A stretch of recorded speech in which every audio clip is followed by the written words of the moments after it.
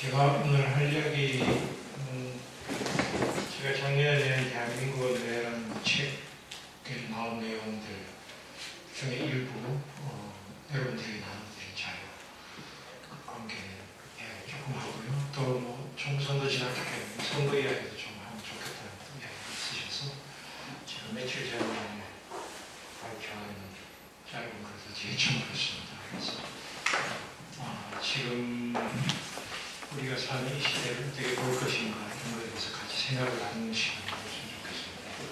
물론 뭐 저보다가 더 많은 통찰력을 가지고 계신 분들도 계실 거기 때문에 제가 한 1시간 정도 이야기하고 또 이렇게 간단한 토론해도 괜찮을 것 같습니다.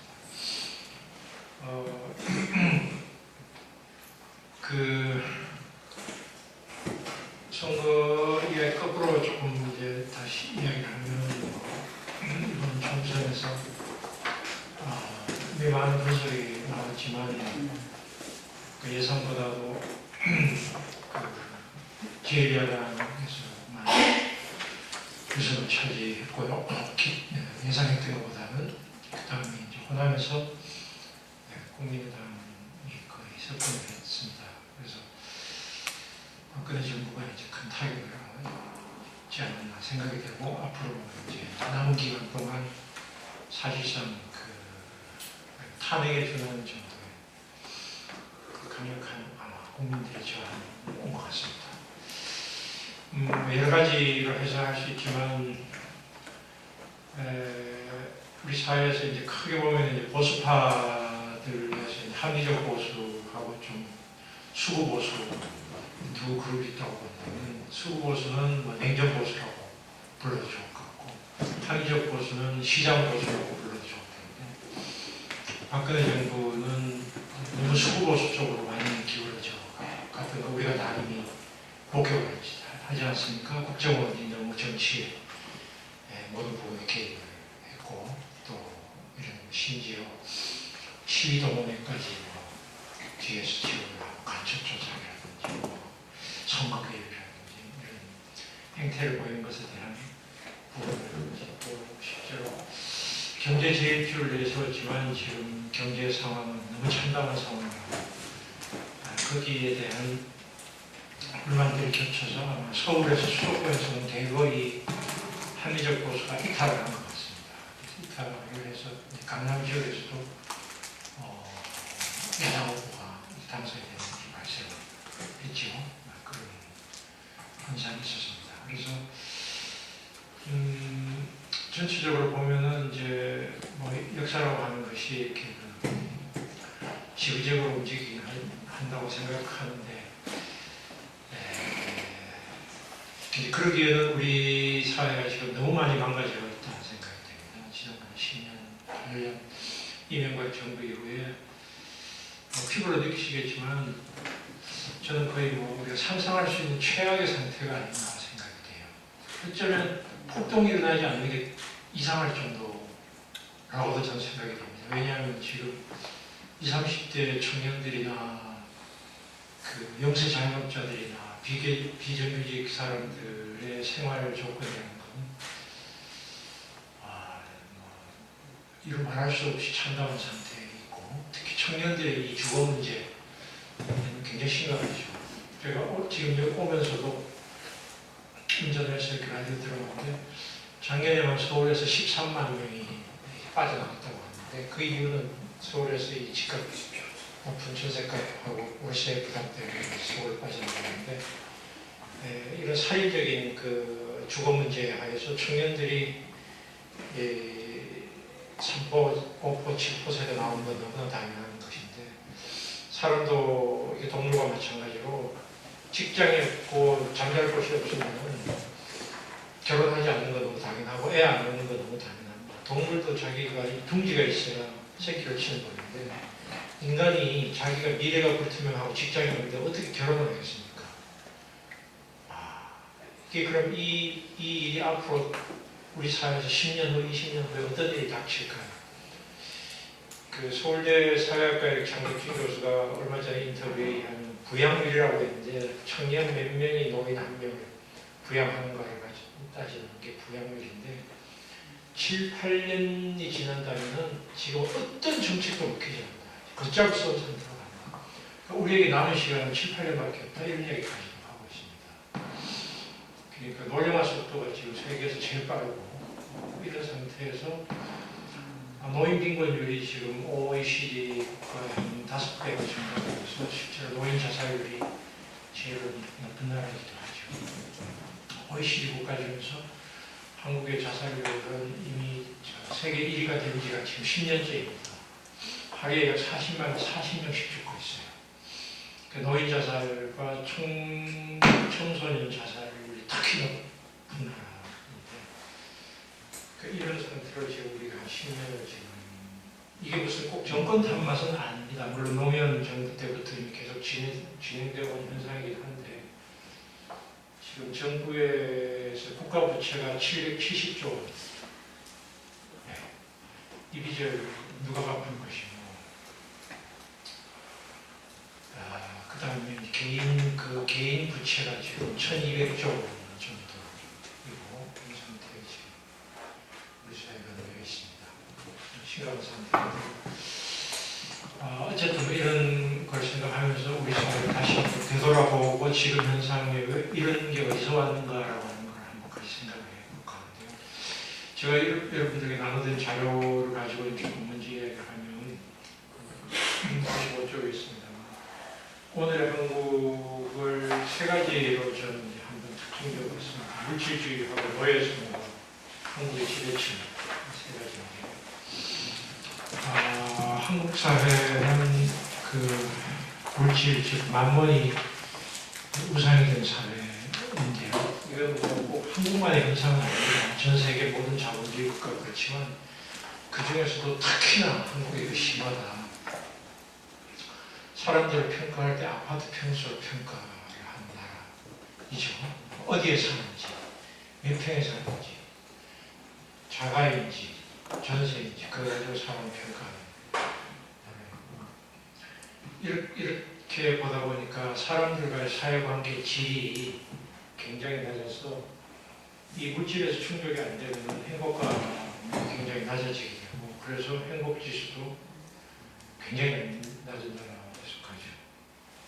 그리고 또 사회관계 지수라는 게 있는데 어려울 때 도와줄 사람이 있는가라는 질문에 대해서 어려울 때 할 수 있다 할 사람이 없다라고 하는 게 하위권입니다. 우리가 생각하면 흔히 한국은 가족이나 친족이나 이런 가까운 사람들끼리 굉장히 정이 두터운 사회라고 알려져 있는데 실제로 지금 한국은 이미 고독사, 일본에서 한 15년, 20년 전에 나타났던 고독사 현상들이 굉장히 심하게 나타나고 있고 노인 자살의 중요한 원인은 빈곤만은 아닙니다. 사람이 가난하다고만 해서 자살하지는 않습니다. 인간관계가 깨졌을 때 자살하게 되는데 그 가족 친족 관계에서도 돈이 없고 내가 남의 손을 벌려야 될 처지가 되면 관계가 끊어집니다. 뭐 여러분들은 목사님들은 그런 경험 없으시겠지만 이게 사람도 잘 나갈 때는 친구들이 전화가 많이 오지만 별벌 없어지면 전화 오는 사람도 없어지게 되고 관계가 끊어지게 됩니다. 인간사회의 법칙인데요. 그렇게 하다 보니까 실제로 우리가 서양 사람들은 개인주의라고 말하고 우리나라 사람들은 가족이 그게 강하다고 이야기하는데 우리나라가 가족이 강하다는 나라가 훨씬 더 이 관계 질이 낮고 모든 사람을 평가할 때 금전적인 평가하는 정도가 굉장히 큰 나라가 되어버립니다. 그렇게 생각하고요. 그 다음에는 이제 두 번째 특징은 이 자본주의 사회가 물론 남에게 고용살이해야 되는 사람은 임금노예라는 표현도 있지만 세상에서 제일 무서운 것이 자기를 고용하고 있는 사람이 시키는 대로 해야 되는 것이 가장 무서운 일인데 흔히 이것을 사람들은 그냥 자본주의 사회는 자유로운 사회라고 말합니다만 실제로 자기가 재산이 있어야 자유롭지 재산이 없으면 남에게 고용살이 하지 않으면 안 되게 되어 있습니다. 제가 작년 2년 전에 안식년을 맞아서 독일에서 잠시 체류를 했는데 그때 제가 동독 출신 사람들 인터뷰를 좀 했습니다. 그 동독 출신 노동자들 인터뷰를 했는데 그 사람들이 물어봤어요. 그 동독 시절에 청년을 겪었던 사람들, 지금 50대 중반, 후반 이런 사람들입니다. 당신이 동독에 살 때하고 서독에 살 때하고 뭐가 차이가 있냐 이렇게 물어봤어요. 그 사람들이 재미있는 대답을 하더라고요. 그 사람은 노동자들이기 때문에 거창한 이론 같은 걸 이야기 안 해요. 그 동독에 있을 때는 과거 그 동독 사회주의 시절에는 옛날에 호네트라든지 무슨 호네커 같은 수상이 있지 않습니까? 수상에 대해서는 비판을 하면 당의 공산당에 대해서는 비판을 하면 안 되지만 자기 윗사람이나 자기 회사에서 관리자들에 대해서는 마음껏 비판을 해도 괜찮았다. 그러니까 정치가들이나 지도자들을 비판하면 안 되는데 소득에 오니까 메르켈이나 지도자들은 아무리 비판해도 괜찮은데 바로 상관 비판하면 그 자세가 이거 아직 저는 너무 이렇게 정확하게 저같이 사회학 간사 입장에서 야 이거야말로 이게 그냥 민중들이 보는 현실이 이런 거구나. 그거 뭐예요? 바로 직속 상관이 최고 무서운 황제라는 겁니다. 그 사람들이 잘못 보면 끝인 거예요. 그럼 어떤 사회, 물론 이게 어떤 사회가 더 좋다 나쁘다라고 우리가 말할 수는 없고 이 사람들도 물론 사회주의보다는 자본주의가 낫다라고 말은 합니다. 그렇지만 자기가 이 처해 있는 일터에서 자기 바로 위에 있는 사람이 공정 못하는 그 현실이 뭐예요? 그게 결국은 임금노예 아닙니까? 사실은 시키면 시킨 대로 해야 되고 죽으면 정신까지 해야 되고 여러분들 최근에 나온 영화들 뭐 내부자들이나 이런 거 보셨는지 모르지만 재벌가에 나온 이야기들 그대로 나오지 않습니까? 맥가 얼마 전에 나왔잖아요. 뒤에 앉아가지고 앞에 있는 운전수 때리고 두들겨 패고 한 대 뗄 때마다 100만 원씩 너 이거 얼마면 되겠냐? 그 매를 맞는 그 현실입니다. 그 SK의 최태원 그 사촌 최철이라는 사람은 몽둥이로 자기 밑에 있는 심지어 임원 뺨까지 때리고 그 몽둥이로 이렇게 빠져도 때리고 이런 일들이 있었고요. 사람을 사람으로 보지 않고 사람을 도구로 보는 그 우리나라 기업의 못되는 형태들이 모든 자본주의 국가라고 그러지는 않습니다. 인간에 대한 최소한의 존중이 있어야 되는데 인간의 관계가 물질로 이루어지게 되면 물질적인 힘이 없는 사람들이 빈간화되는 것이고 그 빈간화되는 정도가 이 물질적인 관계에 이 말하자면은 균형이 무너지면 무너질수록 그 노예성은 점점 더 커지게 됩니다. 그러니까 이 자본주의 사회에서 꼭 폭력을 쓰지 않아도 될 것 같은데 왜 폭력이 나오느냐? 그건 그만큼 이 관계가 철저하게 물질화되면서 물질에서의 이 말하자면은 그 비례가 훨씬 더 불균형하게 기울어지기 때문에 그 형편없는 물질적인 조건을 가지고 있는 사람들에게는 어떻게 해도 문제가 안 된다고 생각하기 때문에 그냥 그 개미 한 마리 그냥 이렇게 누르듯이 짓이겨도 얘는 내일이 꼼짝을 못한다 이런 생각을 하고 있는 것이죠. 그러니까 그건 결국은 불평등의 극도의 불평등이 결과라고 봅니다. 꼭 자본주의가 만들어낸 것이라고 합니다. 그렇게 되기 때문에 실질적으로 우리나라 사람들이 적어도 회사에 다니는 사람들이 자영업자들대로 프랜차이즈 업체 한 사람들은 위에 가맹업체 사람들은 그들대로 또 그 사람들에게 고용되어 있는 알바 학생들은 알바 청년들은 청년들대로 그 다음에 그 파견 용역 이런 데 업체에 있는 중소기업이라든지 이런 데 있는 사람들은 그들대로 또 그렇습니다. 그래서 한국 사회에서 지금 최근 10년 사이에 가장 만연한 현상은 자살인데 그것도 그냥 보통 사람들의 자살이 아니고 노동자들의 자살입니다. 노동자들의 자살인데요. 며칠 한 일주일 전에 유성기업이라고 여기서 노동자가 한 사람이 자살했는데 그 유성기업 노동자의 자살 사건은 우리 사회의 모든 것을 축소합니다. 그 유성기업이라고 하는 것은 현대자동차에 납품하는 중소기업 업체인데 이 유성기업이라는 기업은 이 현대자동차의 말로 하청회사죠. 하청회사인데 이 하청회사가 2011년인가 그때 무슨 파업을 했어요. 근로시간 문제가 파업을 했는데 그 사건 이후에 회사에서는 이 노조를 없애기 위해서 기업 노조, 어용 노조를 그래서 만들었어요. 파업을 하니까 요즘 파업을 막기 위해서 회사에서 직접 이걸 먹는 것이 아니라 노조를 잡는 게 아니고 어떻게 농력회사, 이른바 이 파업 파괴하는 일종의 옛날식으로 말하는 조폭, 이 조폭을 이제는 기업으로 잠시 강화하는 거고 이 조폭 세력들이 기업에 이제 컨설팅을 하는 거죠. 기업이 어떻게 하면 얘들을 깰 수 있는지, 어떻게 하면 그 중에 주동자들을 매수를 하거나 두들겨 패거나 해가지고 할 수 있는 이런 걸 컨설팅을 하는 독버섯 같은 존재인데 이 창조 컨설팅하고 그 모기업인 이제 현대자동차 3자가 이 유성기업 노조를 깨기 위해서 온갖 공약을 했죠. 근데 그게 이제 최근에 자료가 들춰졌습니다. 현대자동차 모기업이 유성기업에게 어떻게 이 노조 깨는 데 뒤에서 관여를 했는지. 이거 법적으로는 부당노동인 겁니다. 어쨌거나 거기에 그 자살한 사람은 무려 회사로부터 징계를 6번 당했고 이번 자살하는 날도 회사에서 징계 출두욕을 받는 상태에서 자살했습니다. 자, 그 회사에서 징계를 6번이나 징계를 예를 들면 감봉, 정직, 파면 이걸 6번이나 두드려 맞고 그 다음에 법원에서 계속 재판 소송을 걸어가 출두욕을 하는데 이런 사람이 살아갈 수 있다는 것 자체가 기적이에요.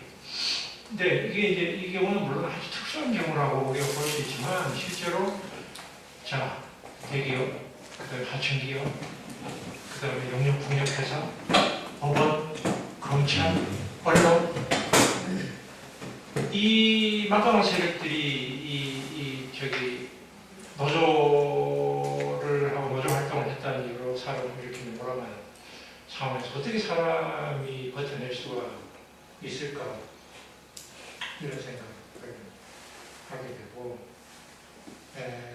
그게 이제 저는 우리 사회에서 피고용자들이 사실상 그 노예와 같은 상태로 지금 살아가고 있다.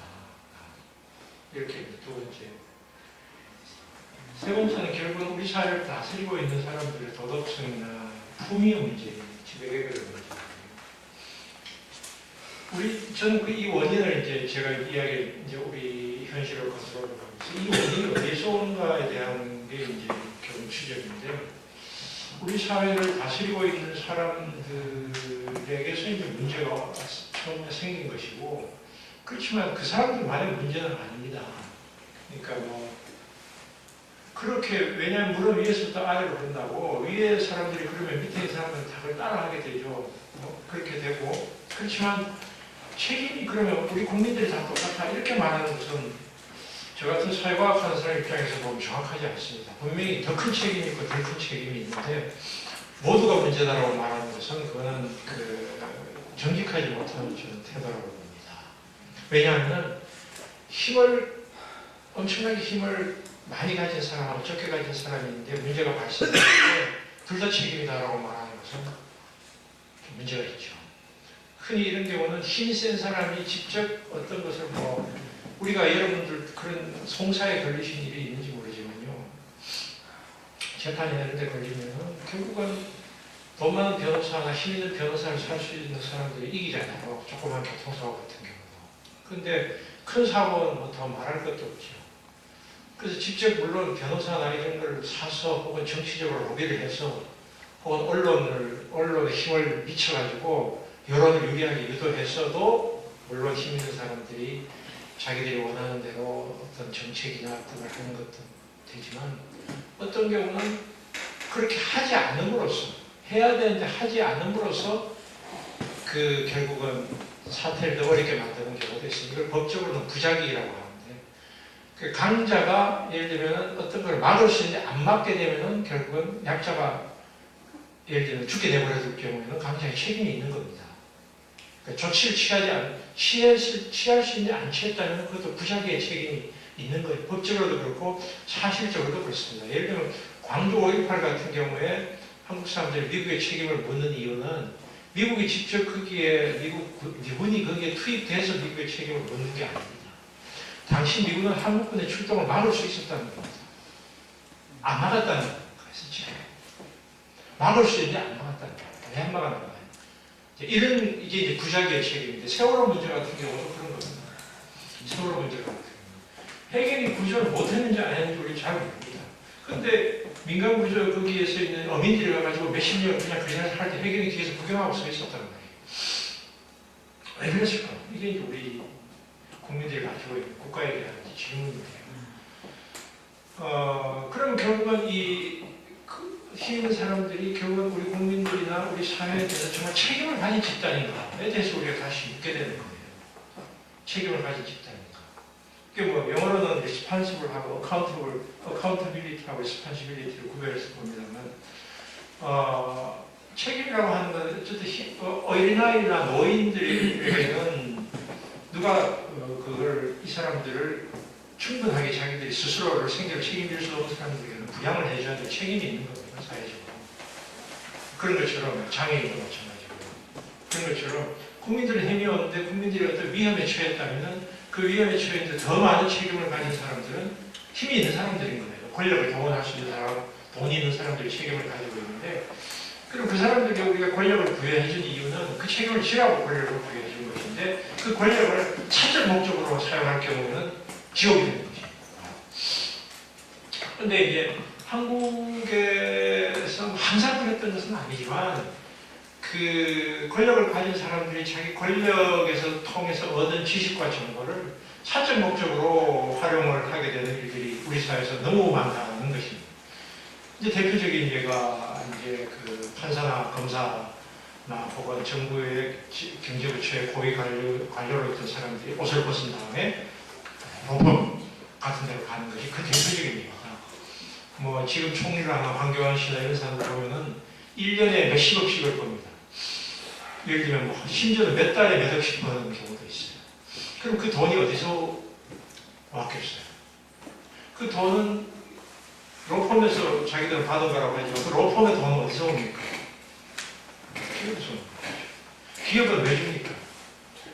네? 세상에 자본주의 사회에서 공짜가 어디 있습니까?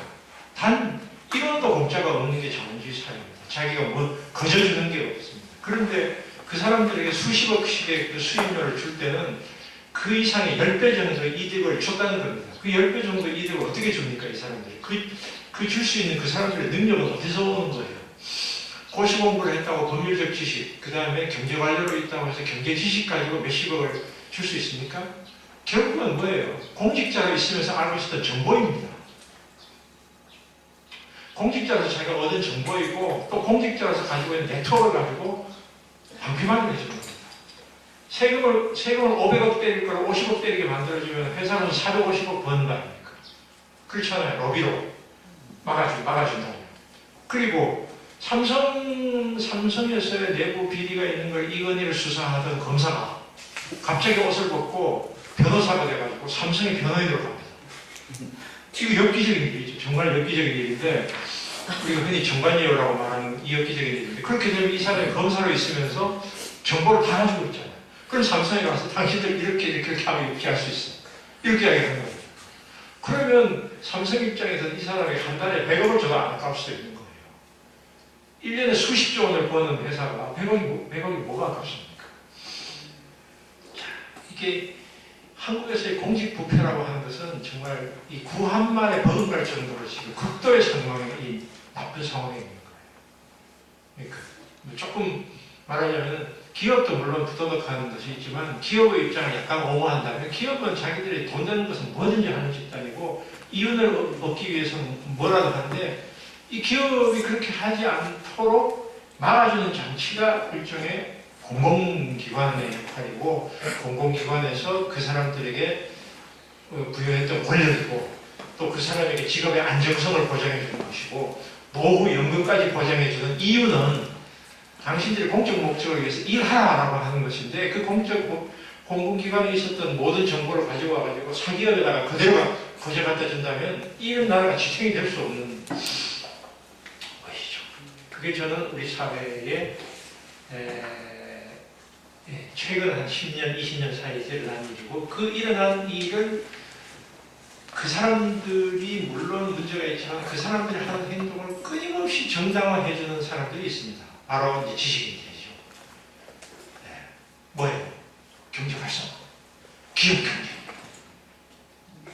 기업 경쟁, 경제 활성화, 국가 발전, GNP, GDP 몇 불, 기업에 대해서 규제하지 마라.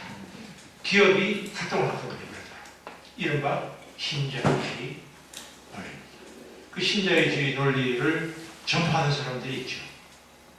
학자들입니다. 언론인들. 근데 그 사람들은 자기 소신에 차서 그렇게 이야기하는 사람도 있겠죠. 그렇지만 그 사람들의 뒤를 슬쩍 해보면 어때요? 또 기업에서도 더 용역을 받습니다. 5천, 1억 용역을 받아요. 그럼 기업에서 이 학자들에게, 경제학자나 경영학자들에게 용역을 주는 것은 그 사람들에게 무슨 대단한 지식을 배우기 위해서 기업이 그런다? 정말이에요. 경제 지식은, 현장 지식은 기업이 훨씬 더 많이 알고 있습니다. 뭐예요? 방패막입니다. 역시 이 자기들이 말하고 싶은 것을 대신 말해주는 일종의 뭐라고 할까요? 집사? 네, 집사. 교회 집사 아니고 교회 집사도 그런 집사인지 모르겠습니다. 하여튼 그 역할을 해주는 사람들이 있어서 이게 이제 한 통속이 되어가지고 우리 사회를 굉장히 뭉개는 그런 측면이 있는 것 같아요.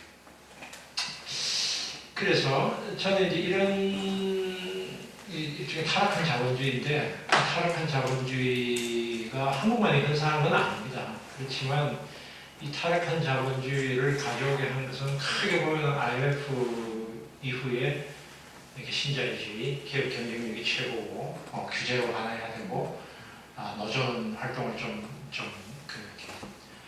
너무 세게 하면 기업의 활동이 방해가 되니까 좀 양보를 해야 되고, 또 약자들은 그 자기들이 힘이 없으면 따지지 말고 자기 실력을 키우고 노력을 하고, 자, 그게 한계가 온 것입니다. 그 청년들이 이제 요즘 유행하는 말로 노력, 당신하고 노력해봐.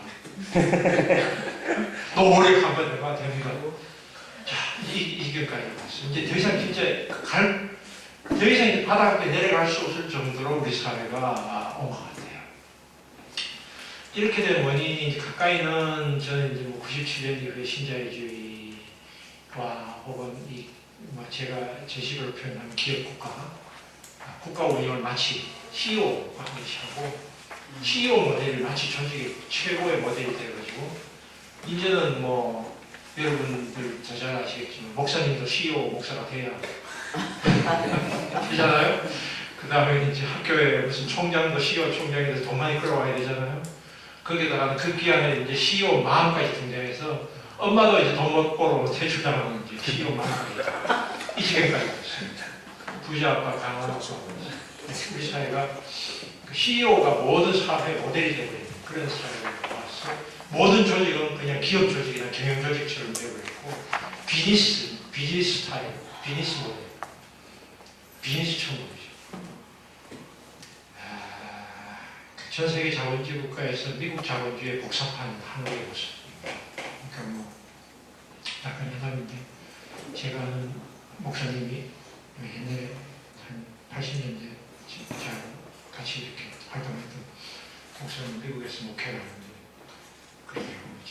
샌프란시스코에서 목회를 하는데, 야, 미국에 와보니까 신학교에서 교회 경영론 이런 거 막 엄청 가르치더라고요. 이거 미친 거 아니야?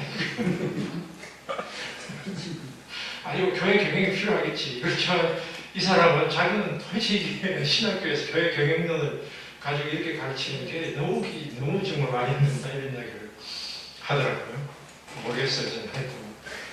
근데 그 비즈니스 성공 모델, 이른바 성공 신학이라고 해야 되나? 성공 모델을 이제 미국식 그 자본주의 비즈니스 사회가 우리 사회에 얼마나 큰 영향을 줬는가를 하나 보여주는 현상이라고 생각이 드는데,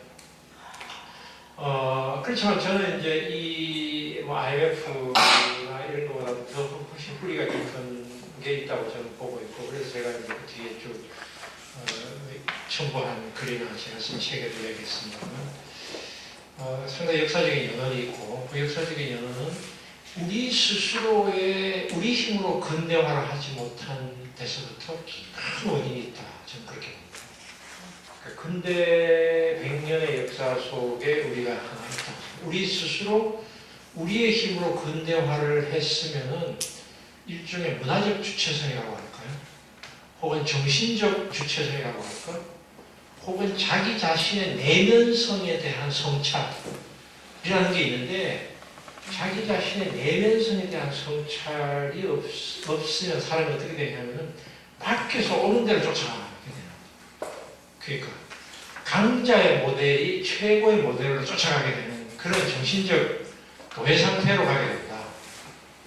그게 저는 우리의 근대화의 비극이었다 이렇게 생각합니다. 그러니까 저는 그래서 120년 전에 있었던 동학 농민전쟁, 동학계 전봉준, 최시형 이 사람들의 실패, 그 다음에 위로부터의 개혁인 갑신정변, 갑오개혁의 실패, 이 두 개의 실패가 우리가 식민지로 전락하게 된 배경이고, 그 식민지로 전락한 40년의 일본 식민지와 70년의 분단이 오늘의 한국의 역사를 만들었다 이렇게 봅니다. 물론 저는 120년 전에 구한말에 비했을 때 한국은 경제적으로는 어느 정도 성공한 나라라고 생각합니다. 절반은 성공한 나라라고 생각합니다. 절반은 성공한 나라인데 이 절반의 실패, 절반의 실패, 그래서 물론 우리가 컵에 있는 물을 가지고 반밖에 안 남았네, 아니면 많이나 남았네라고 똑같이 볼 수 있습니다. 이 정도 성취했네 라고 보는 사람들 입장에서는 그래도 자부심을 가지면 하지 라고 볼 수도 있습니다. 그렇지만 또 반대편으로 보면 이게 뭐야 우리가 이렇게 볼 수도 있는 거죠. 근데 이제 아무래도 저는 이제 좀 부족한 점을 많이 이제 보다 보니까 약간 부정적으로 보게 됩니다만, 제가 부정적으로 보는 이유는 부정적으로 보고 싶어서 그런 게 아니라 현실의 문제가 이걸 뛰어넘어야 되겠다라고 하는 생각을 하다 보니까 이제 그렇게 보는 것인데, 이제 그 두 가지의 사건이 우리에게 주는, 오늘에 주는 메시지는 뭐 지금의 현실이 저는 120년 전하고 크게 다르지 않다고 생각합니다. 이 두 세력들이 밑으로부터 사회를 근대화를 추구하려고 했던 세력들과 위로부터 근대화를 추구했던 세력의 목표는 동일합니다. 동일한데 뭐냐면은 조선시대에 이 썩은 조선왕조를 개혁을 해야만 되겠다. 왜?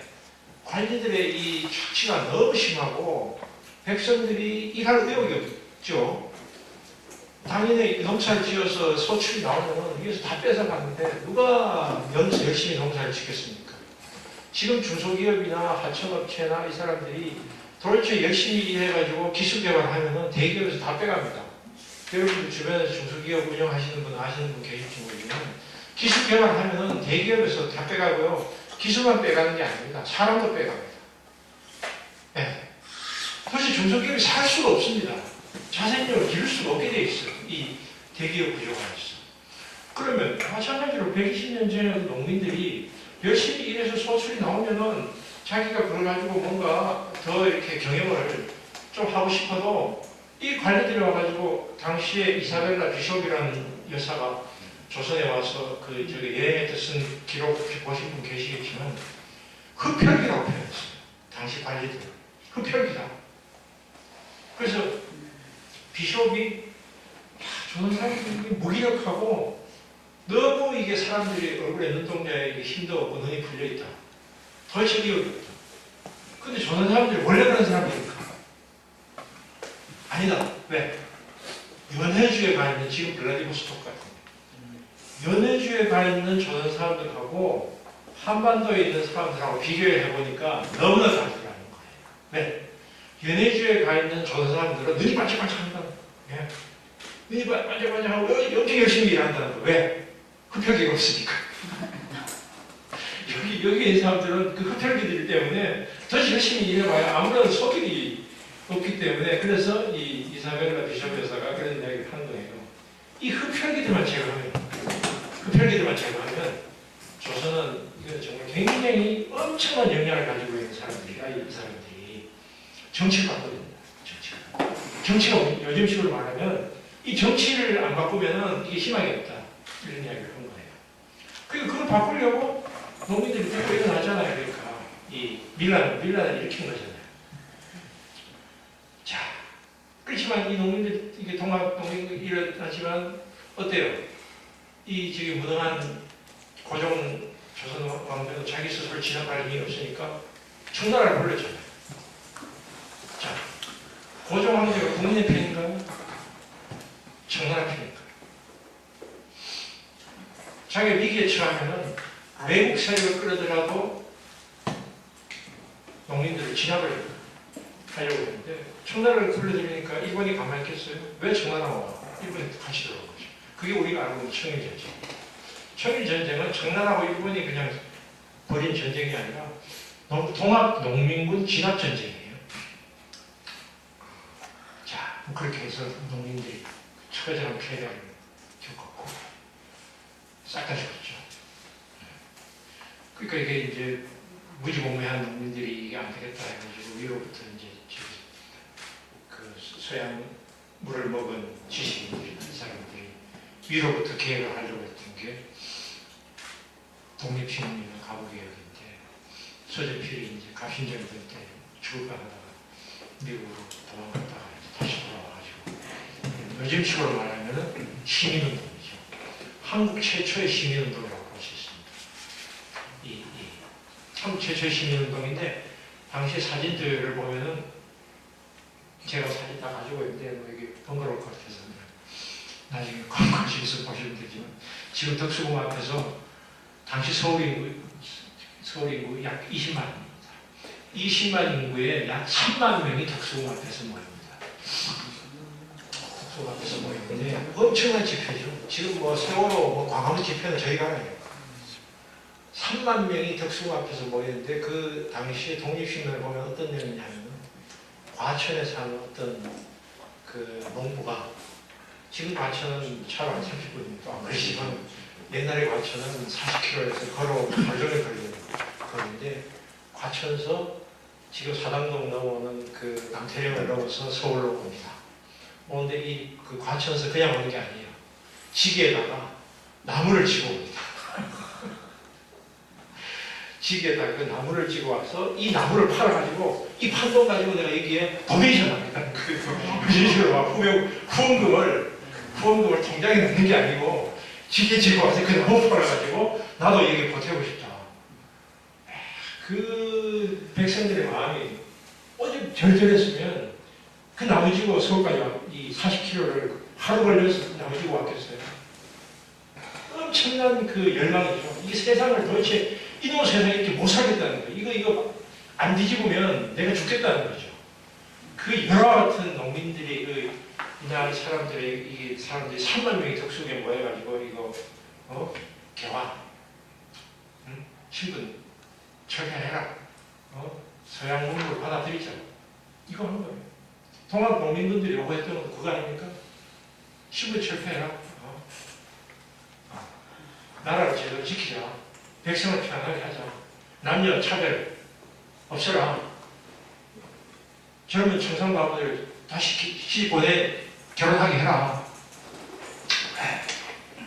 자, 이제 이 과정이 지금에서의 저는 똑같이 반복된다고 생각해요. 결국 위로부터의 계획과 아래로부터의 계획이 다 진압에서 실패합니다. 고종이, 그 무능한 고종이 진압을 합니다. 왜? 그 사람들 왜 진압을 했을까요? 자기들 기득권 지키기 위해서. 근데 이제 일본에 들어와서 야, 너들 기득권 지켜줄게 하니까 그 사람들이 대부분 친일파가 된 거 아닙니까?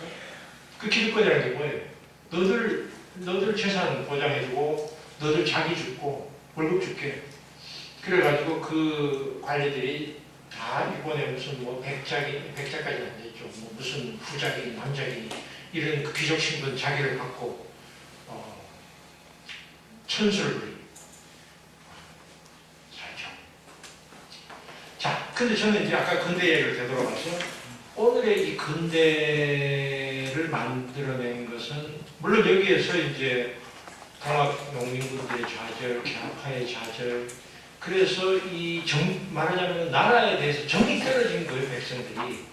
정이 떨어진 백성들이 결국은 이 교회로 몰려들게 되고, 이 교회로 몰려들게 된 이유 중에 하나는 이게 도대체 유교 사상이라고 하는 것이 백성을 구제할 수 있는 사상이 못 되고, 유교 때문에 나라가 망했으니까.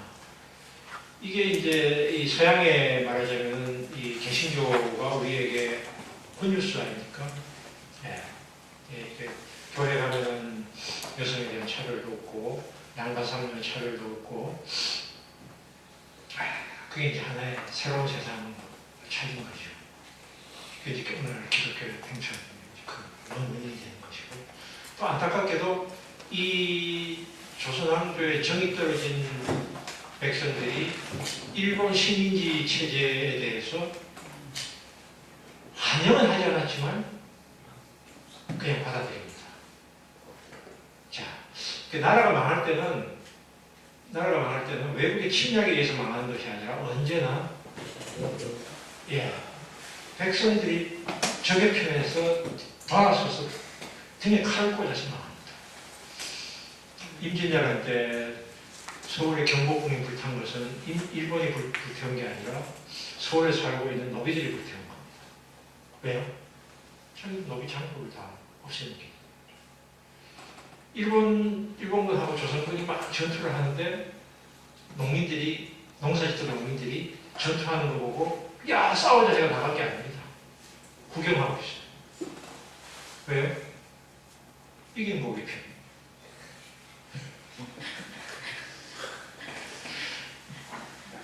그 사람들, 그 농민들에게 조선 왕조의 신분 압제가 더 나쁠까요? 일본의 침략에 일본의 지배가 더 나쁠까요? 기록에 의하면 불편한 진실인데 기록에 의하면 그 일본군들의 상당 숫자는 조선 사람들 투항한 사람들. 조선 사람들 투항한 사람들.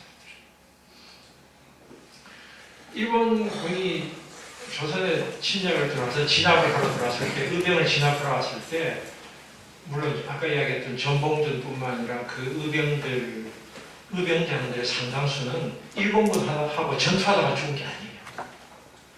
자기 옆에 있는 동료들이나 이런 사람들이 밀고 해서 죽습니다. 왜요? 이 사람들은 어차피 신분적인 차별을 천대받던 사람들이 많은데 일본에 와가지고 야 너 임마 저기 상전 여기에 충성하는 거하고 우리한테 충성하는 거 어떤 게 더 좋아? 우리한테 오면 너 그만큼 돈 줄게. 이렇게 다 넘어간 거예요. 그러니까 나라가 망하게 되면 백성들이 먼저 돌아가서 등에 칼을 꽂는 거예요. 전쟁이 일어나면 전투에서는 무기의 우세에 의해서 전투의 결과가 좌우된다? 이거는 그냥 상식적인 것이고 대부분의 경우는 군인들 사기자가 때문에 죽습니다. 전투에 패배합니다.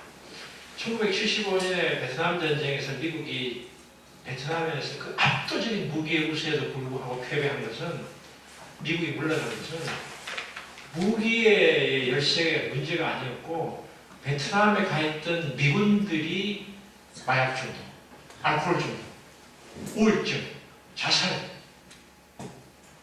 이것 때문에 미국이 철수한 겁니다. 중요한 겁니다. 여러분들이 베트남에 다른 영화 보신 적 있으시잖아요. 저렇게 투항하는 거예요. 그건 아니면은 스스로 무너지게 되는 거예요. 국가가 국민에게 신뢰를 주지 못하면 이런 결과가 오게 되는 거예요. 국가가 국민에게 신뢰를 주지 못하면 할 수 있는 만큼 다 도둑질을 해야 되는 거예요. 그럼 처음에 이 나쁜 짓을 한 사람들은 강자이지만 나중에 백성들도 강자들하고 똑같이 행동하는 거예요. 왜? 저놈들도 다 해먹으니까 나도 해먹는다. 그래서 우리 어른들이 했던 말 중에 그런 말이 있죠. 나라가 망할 때는 필부에게도 책임이 있다. 나라가 망할 때는 필부라는 말 아시죠? 선남선녀, 필부. 보통 사람에게도 책임이 있다. 80%는 저 사람의 책임이지만 20%는 백성의 책임. 80%는 저 사람들이 그렇게 했지만 20%의 백성들은 저들도 똑같이 해먹으니까 내가 하는 건 아무런 부끄러움이 없습니다. 도덕적으로 저놈들 훨씬 더 많이 해먹거든. 내가 이 정도 해먹는 거야. 뭐 어때? 그렇게 돼서 이제 공개를 하게 되는 것인데, 결국은 그 권력자나 힘 있는 사람들이 약자에게 어느 정도 신뢰를 줄 수 있는가가 사실은 국가의 근본이고, 이거 꼭 공장님 말씀을 들먹이지 않아도 어느 나라나 마찬가지예요. 경제적인 부에 있어서 한국은 지금 전 세계에서의 14위 경제대국이고, 제조업 경쟁력이 세계 4위인 선진국의 대열에 있는 나라인데, 삶의 질, 즉 국민의 행복도나 국가에 대한 신뢰도, 법의 공정성에 대한 국민들의 신뢰도는 바닥권입니다. 이게 우리 사회의 진정한 위기인 것이고, 이 위기가 온 먼 원인이 저는 바로 스스로 근대화를 하지 못하고 식민지 세력에 의해서 근대화가 되었고, 식민지 세력에 의해서 근대화를 추진했다가 많은 사람들이 투항을 하고, 소수의 사람들이 저항을 했지만 그 저항한 사람들의 말로가 대단히 비참했다는 것입니다. 세월호의 사태가 났을 때 민간 잠수사들이 돈 한 푼 받지 않고 뛰어들어가지고 시체를 인양하고 구조를 했는데, 수십 명을 구조를 했던 일반 어민들이나 그리고 민간 잠수사들이 그 후에 돈 한 푼 못 받은 것은 물론이고 그 잠수병에 걸려가지고 죽은 사람도 있고, 어제 그저께는 그 의인으로 하는 김동수 씨가 3번째 자살 시도했습니다. 내가 이러려고 내가 보상을 받으려고 한 건 아니지만 이게 말이 되느냐 도대체가. 이게 국가냐 이렇게 질문을 한 거예요. 그래서 저는 세월호에 자기가 스스로 그 구조에 나섰다가 3번 자살 시도를 했던 김동수라는 사람의 그 모습이 100년 우리 사회 근대화의 그 얼굴이다. 그 압도적인 장비와 기술과 이걸 가지고 있는 해경, 해수부, 이 정부는 도대체 어디 가고, 민간인 김동수라는 잠수사가 그렇게 몇십 명을 구조를 하고 사람들을 끄집어냈는데 위로를 못 해주고 보상을 못 해줄 망정 소송을 해가지고 너 그때 뭐 했지 재판을 걸고 이렇게 왔다는 거예요. 그게 이제 120년 전에 의병운동에 처음에 투신을 했다가 나중에는 결국은 이 일본 편에 써가지고 밀고를 해서 결국은 친일파가 됐던 백성들의 모습입니다. 우리 비참한 백성들의 모습이고, 그렇게 해서 소수의 그 의병운동을 했거나 나중에 독립운동을 했던 사람들이 나중에 45년 이후에 다 이승만에게 몰려가지고 빨갱이에 몰려가지고 죽는다는 말이에요. 이승만이 그냥 멀쩡한 사람들을 그 정말 좌익 사상을 가졌거나 이런 사람들만 빨갱이로 온 게 아니고, 이승만이 독립운동 했는 우익들도 전부 다 빨갱이로 왔어요. 왜냐? 그 이승만 세력 밑에 있었던 경찰이나 군인들은 자기의 과거를 알고 있는 사람들이 있는 거예요. 자기의 과거를 알고 있는 사람이 살아있다는 것이 불편한 겁니다. 자기의 과거를. 그리고 그 자기의 과거를 공격하는 사람이 불편한 거예요. 그게 우리 사회의 비극인 것이죠. 네. 그게 45년부터 53년까지 우리 사회에서 피비린내라는 이른바 좌우 대립이지만, 좌우 대립의 핵심에는 좌우의 사상 대립이 있는 것이 아니라 자기의 부끄러움을 덮어버리려고 하는 사람들과 그 부끄러운 과거를 가진 사람들의 문제였다는 것이죠. 결국은 이제 이 문제는 저는 이게 뭐 그렇다고 이제 사람들이 많이 역사학자들이 이야기하듯이 친일의 문제인데, 저는 이게 친일의 문제라기보다도 정의의 문제라고 보는 편이에요. 왜냐하면 그 일제시대에 친일할 수 있다고 생각합니다, 저는. 근데 생계를 위해서 경찰이 될 수 있고 관료가 될 수 있다고 생각합니다. 그런데 이거 이제 그렇게 하지 않아도 될 정도의 사람들, 즉 이른바 이제 생계형 친일하고 이른바 출세형 친일인데, 저는 군사정권 시절도 마찬가지라고 봅니다. 군사정권에 협력했던 판사, 검사, 관리들 많이 있습니다. 근데 저는 자기가 먹고 살기 위해서 그렇게 했던 사람들과 그렇게 하지 않아도 먹고 살 수 있었던 사람들하고 구별을 해야 된다고 생각합니다. 물론 사람으로서 저 쉬운 일은 아닙니다. 예를 들면 뭐 이번에 국회의원 떨어졌습니다만 인천의 황우여 같은 사람들이나 그런 당시에 판사였던 사람들이 81년에 그 학생 노동운동 했던 사람들을 무기징역 때리고 했던 사람들이죠. 황우여 같은 사람들이. 근데 이 사람들이 자기는 그때는 배석 판사였기 때문에 막 주식 판사가 연결하고 지금까지 실세입니다. 사람들이 기술도 취하해서. 근데 그 당시에 그러면 야, 내가 이 양심상 이렇게 못하겠다라고 옷을 벗은 사람도 있어요. 근데 그 사람들이 많지는 않아요. 90%의 사람들은 그렇게 하고 10% 사람들이 이제 이거 도저히 양심상 이렇게까지 못하겠다라고 했는데 그럼 우리가 10%가 되는 사람들처럼 하라고 하는 게 물론 쉬운 일은 아니죠. 쉬운 일은 아니라고 생각합니다. 그렇지만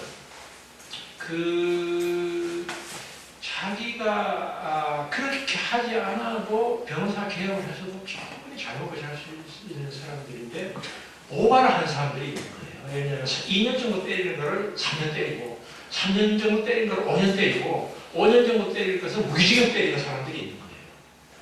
그죠? 그런 사람들이 많죠. 네. 왜냐? 충성. 네. 잘 보여야 이게 그 다음 출세를 하니까요. 그러면 이제 무슨 서울중앙지법 해가지고 그 다음에는 이제 뭐가 됩니까? 이제는 저기 막 검찰총장까지 올라갈 수 있는 자기 승진의 사닥다리가 보이지 않습니까? 그 승진의 사닥다리에서 올라가기 위해서 이따 보고 있거나 아니면 오바를 하는 것이죠. 문제는 그런 사람들인 거죠. 자기가 이 승진과 출세 사닥다리에 올라가기 위해서 수많은 사람들의 이 청년들의 말하자면 인생을 조직해 놓은 사람들. 그리고 고문을 하는 것을 모른 체 하는 사람들. 그 수많은 사람들을 죽게 만든 사람들, 혹은 죽인 사람들. 그 사람들에게는 용서가 해서는 안 되는 거죠. 모든 사람을 그렇게 해서는 안 되지만 오바라는 사람들에 대해서는 적어도 일정한 정도의 단죄가 있어야 되고 다시는 공직에 진출하지 못하도록 해야 되는 것이 있어야 이게 사회가 정화되는 거예요. 그리고 국가에 대한 국민의 신뢰가 높아지는 것인데 그게 안 됨으로써 오는 문제가 저는 친일파 문제보다도 더 중요한 문제라고 생각합니다. 지금 현재 진행입니다. 그건 바로 우리 사회에서. 친일 문제는 과거의 문제지만 지금 제가 이야기한 자기가 어쨌든 그 권력과 부를 얻기 위해서 희생을 시킨 사람들, 굉장히 많은 사람들 희생을 시킨 사람들, 간첩을 조작하고도 자기도 모르다가 빠지는 검사들, 멀쩡한 청년들을 무기징역을 때리고 나서 자기는 몰랐다고, 고문을 당했는데 자기는 몰랐다라고 뒤로 빠지는 사람들, 이런 사람들이 문제인 것이고, 그런 사람들이 공직에 있는 한은 공직 전체가, 국가 전체가 이제 완전히 다 스포일이 되고, 이 스포일의 효과는 온 국가를 스포일시킨다.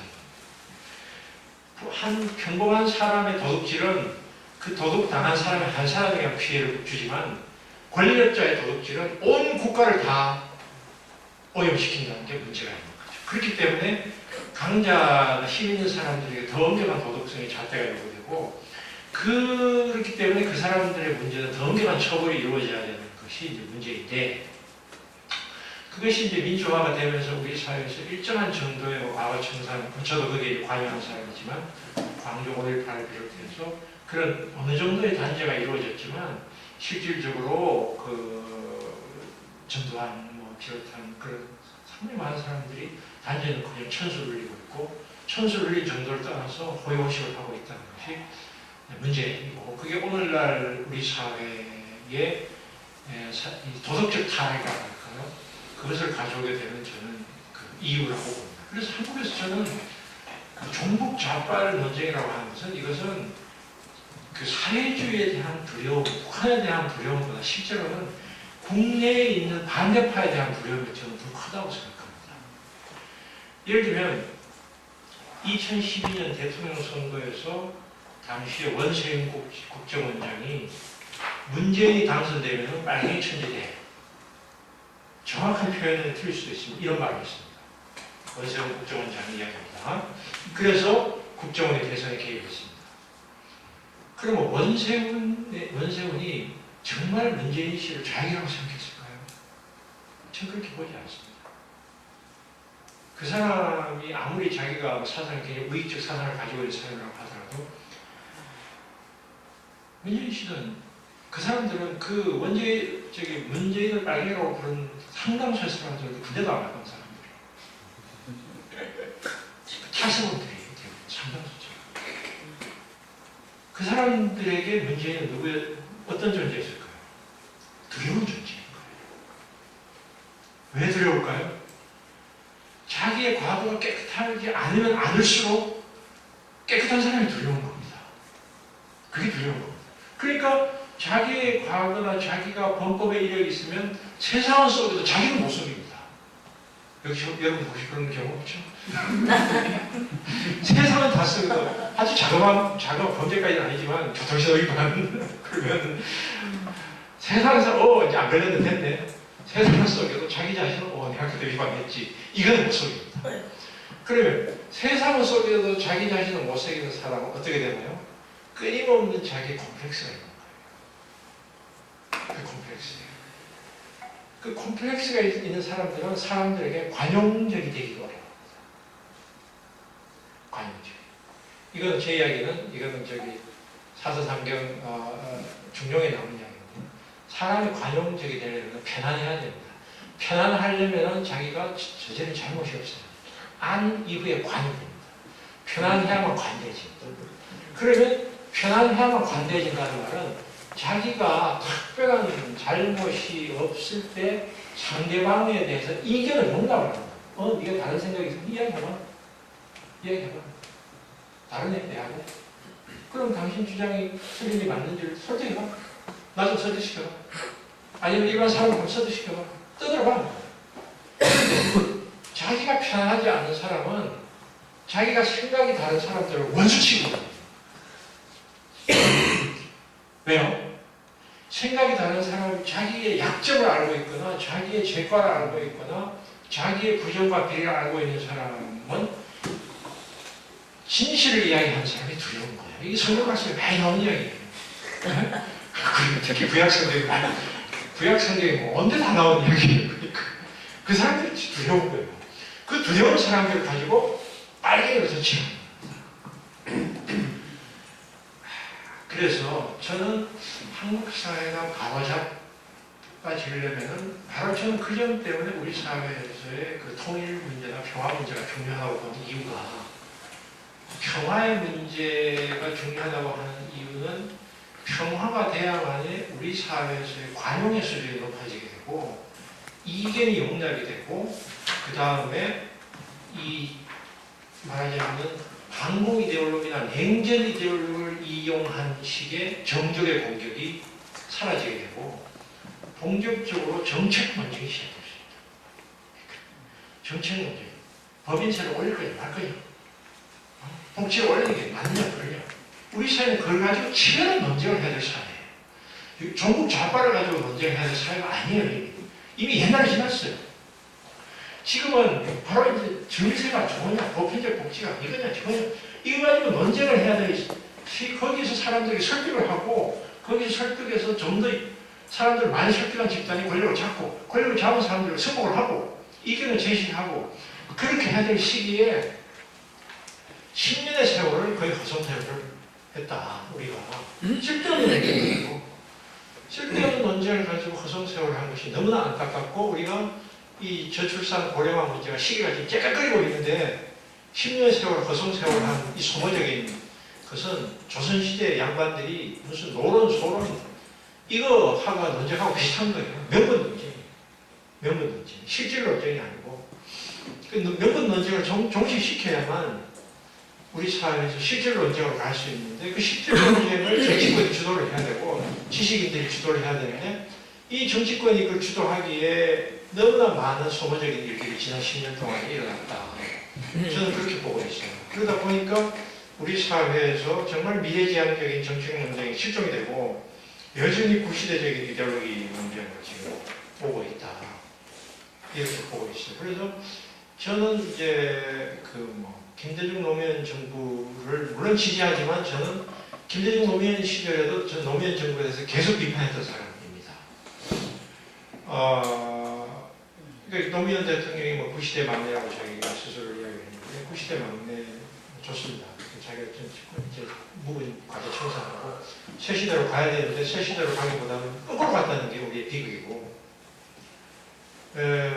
그러면서 우리 사회에서 지금 우리 사회 지금 심각한 불평등 문제다 이런 것에 대해서 어떻게 극복할 것인가가 본격적으로 논쟁이 됐어야 되는데 또다시 박정희식 성장주의로 가버렸다는 거예요.